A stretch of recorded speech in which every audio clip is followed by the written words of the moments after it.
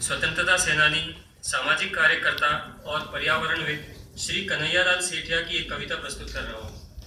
कन्हैयालाल सेठिया साहित्य अकादमी पुरस्कार, पद्मश्री, ज्ञानपीठ मूर्ति देवी, सूरजमल मिश्र शेखर जैसे अनेक पुरस्कारों से सम्मानित हैं। वे अपनी रचनाओं में शब्दों की ऐसी जादूगरी जोड़ते थे कि बस आज के ज़माने में भी राजस्थान की महिमा का बखान करते उनके गीत व कविताएं बहुत ही शौक से पढ़ी और सुनी जाती हैं। उनकी एक बहुत ही प्रसिद्ध रचना है पीथल और पाथल, जिसमें पीथल बीकानेर के सामंत पृथ्वीराज सिंह को कहा गया है और पाथल महाराणा प्रताप का ही और एक नाम पार्थ, जो अर्जुन का एक नाम है, उसका राजस्थानी अपभ्रंश रूप है। बात उस समय की है जब राजस्थान के अधिकांश राजाओं ने मुगलों की अधीनता स्वीकार कर ली थी और महाराणा प्रताप मुगलों की अधीनता स्वीकार नहीं करना चाहते थे और परिणाम स्वरूप हल्दी घाटी की हार के बाद उन्होंने जंगल में छुप छुप कर गुजर बसर करनी पड़ी। राणा प्रताप मेवाड़ को मुगलों से वापस छीनना चाहते थे और उसी कारण छापामार युद्ध कर रहे थे।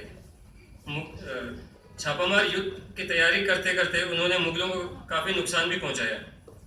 उन्हीं कठिनाइयों के दिनों में एक दिन जब राणा प्रताप ने अपने पुत्र को भूख से बिलखते देखा और उसे घास से बनी रोटी खाने को दी, जिसे भी एक जंगली बिलाव छीन कर ले भागा।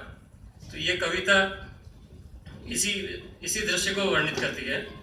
प्रस्तुत है इस कविता के कुछ अंश।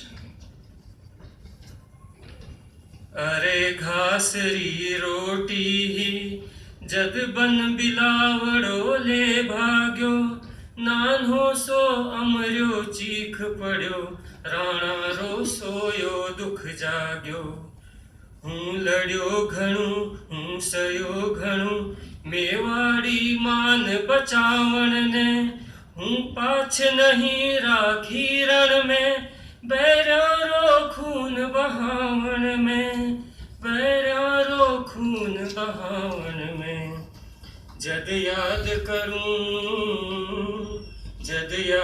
करूं हल्दी घाटी, नैना में रगत उतर आवे, सुख दुख रो साथी चेतकड़ो, सूती सी हुक जगा जावे। अपने पुत्र की पीड़ा देख राणा का मन द्रवित हो उठा और उन्होंने आत्मसमर्पण हेतु अकबर को एक पत्र लिखा। पण आज बिलख तो देखूं जद राज कंवर ने रोटी ने, तो छात्र धर्म ने भूलूं हिंदवाणी चोटी ने, भूलूं हिंदवाणी चोटी ने। आ सोच हुई दो टूक तड़क, राणारी भीम बजर छाती, आँख्या में आंसू भर बोल्या, मैं लिखस्यूं अकबर ने पाती। अकबर को खुद यकीन नहीं हुआ कि प्रताप इस प्रकार आत्मसमर्पण करेंगे और अधीनता स्वीकार करेंगे, पर यही जांचने और नीचा दिखाने हेतु बीकानेर के सामंत पीथल को बुलाता है और उसे वो पत्र दिखाते हैं। राणा रो कागद बाँच हुयो, अकबर रो सपनों सो साचो, पर नैण करो विश्वास नहीं, जद बाँच ने फिर बाँचो। बस दूत इशारो पा भाजो, पीथल ने तुरंत बुलावण ने, किरणारो पीथल आपूग्यो, आ साचो भरम मिटावण ने। मैं बांध लियो है पीथल सुन, पिंजरे में जंगली शेर पकड़, ओ देख हाथ रो कागद है, तू देखा किया फिर सी अकड़। अकबर कहता है, मैं आज पातशाह धरती रो, मेवाड़ी पाग पगा में है, अब बता मने किन रजवट ने, रजपूती खून रगा में है। पीथल पत्र पढ़कर दुखी होता है क्योंकि वो महाराणा का बहुत सम्मान करता था।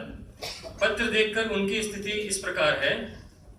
जद पीथल का गद ले देखी, राणारी सागी सेनानी, नीचे स्यू धरती खसक गई, आँख्या में आयो भर पानी।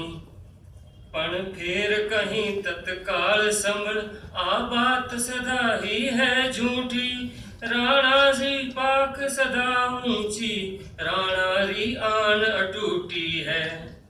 पीथल महाराणा को कभी न झुकने का प्रण याद दिलाते हुए एक पत्र लिखता है। मैं आज सुनी है ना हरियो, श्याल्या रे सागे सोए लो। मैं आज सुनी है सूरजड़ो, बादल री ओटा खोए लो। पीथल के पत्र को पढ़कर महाराणा जोश से भरकर स्वाभिमान की हुंकार करते हुए प्रण करते हैं।